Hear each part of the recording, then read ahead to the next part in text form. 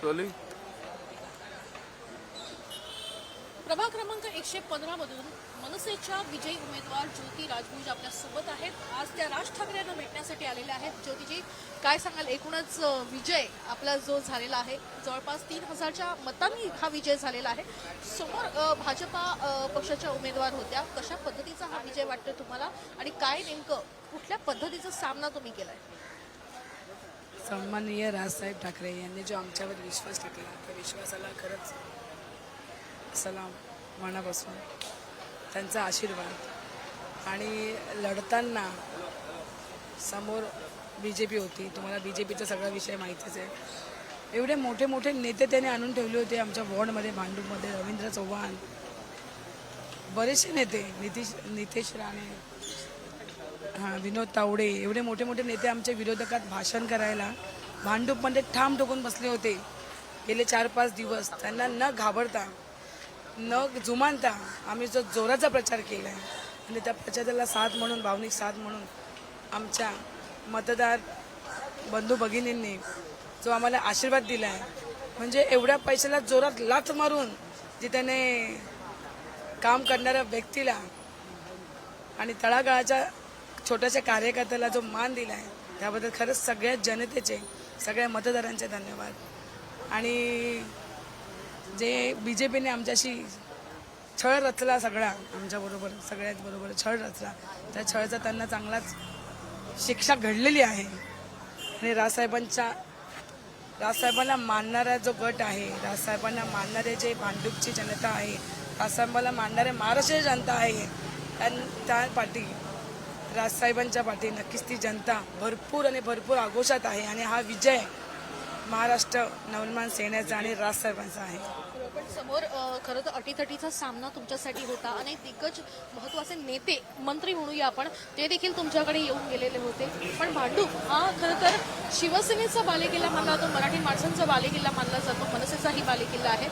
त्यामुळे एकूण काय सांगाल, जनतेचा कौल कशा पद्धतीचा होता, वातावरण कशा पद्धतीचं होतं आणि तुमचा प्रचार कसा झाला? आम्ही ना घरोघरी जाऊन प्रचार केला, घरोघरी सगळ्यांना की आमची कामं ही आहेत, आमची कामं ती आहेत। कसं माहिती आहे, विरोधक पार्टीना प्रचार करताना काय सांगत होते सगळ्यांना, आम्ही एवढे पैसे देऊ, आम्ही तेवढे पैसे देऊ, आम्ही हळदीकुंकू घालू, आम्ही प्लेटी देऊ। कुक्कर पण वाटले, घरोघरी कुक्कर वाटलेत विरोधकाने। आम्ही त्यांना म्हटलं, पैसे आणि माणुसकी तुम्ही निवडणार आहात।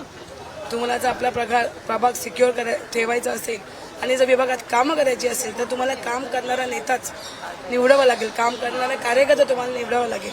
आणि जनतेने जेव्हा आम्ही प्रचार करत होतो तेव्हा जनतेने सगळं सांगितलं होतं, कोणी कितीही काहीही वाटू दे, सोनं वाटू दे, पण आम्हाला माहिती आहे आमचं महत्त्वाचं मत कोणाला द्यायचं आणि आम्ही ते तुम्हाला रिझल्टच्या दिवशी दाखवणार। आणि जनतेने दाखवलं ते। पण दोन्ही पक्ष एकत्र होते, दोन्ही ठाकरे एकत्र होते, याचा कितपत फायदा वाटतो? खूप खरं तर ना, शिवसेनेचे जे कार्यकर्ते, जे पदाधिकारी आहेत, हे पदोपदी आमच्याबरोबर होते, त्यांनी खूप चांगलं सहकार्य केलं। आणि सन्माननीय राजसाहेबांनी सगळ्या मोठ्यांनी जो मिळून निर्णय घेतला होता, शिवसेना आणि मनसे एकत्र काम करण्याचा, खूप मोठा फायदा हा आम्हाला झालेला आहे।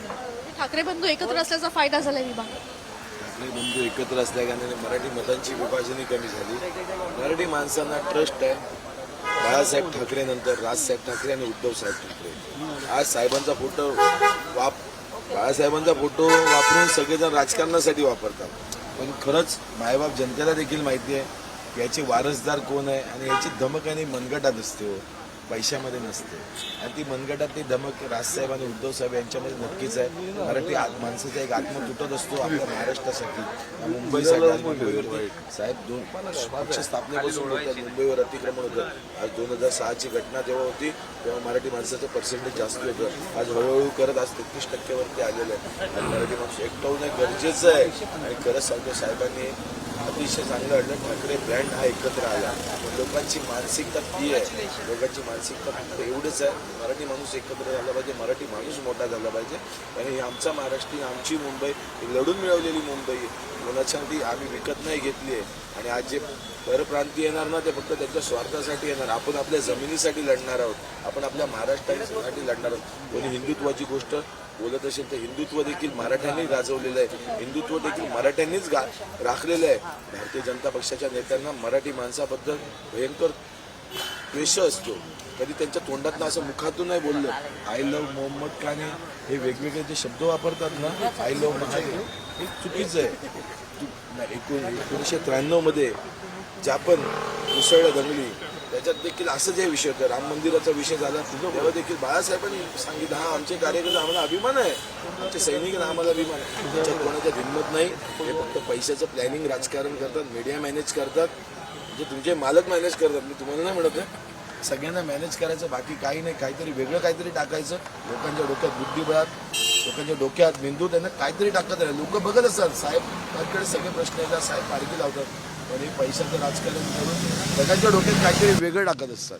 आपण बघतोय की या ठिकाणी खरं तर या विजयी उमेदवार आहेत, भांडूप येथून आहेत आणि अर्थात भांडूप म्हणजे मराठी माणसाचा गड मानला जातो आणि त्याच विभागातून ज्योती राजभोज या विजयी झालेल्या आहेत. तब्बल 3000 मतांनी त्यांनी लीड घेऊन त्यांनी हा विजय या ठिकाणी मिळवला असल्याचं सांगण्यात आलेलं आहे. सोबतच आज राज ठाकरे यांची देखील ते भेट घेणार आहेत. कॅमेरा पर्सन गणेश वैदेही काणेकर, साम टीव्ही न्यूज. देश विदेशातील प्रत्येक घडामोडींचे लाईव्ह अपडेट मिळवण्यासाठी आता साम टीव्हीच्या सर्व सोशल मीडिया प्लॅटफॉर्मला लाईक, फॉलो आणि सबस्क्राईब करा. तसंच सर्व नोटिफिकेशनसाठी बेल आयकॉन प्रेस करायला विसरू नका.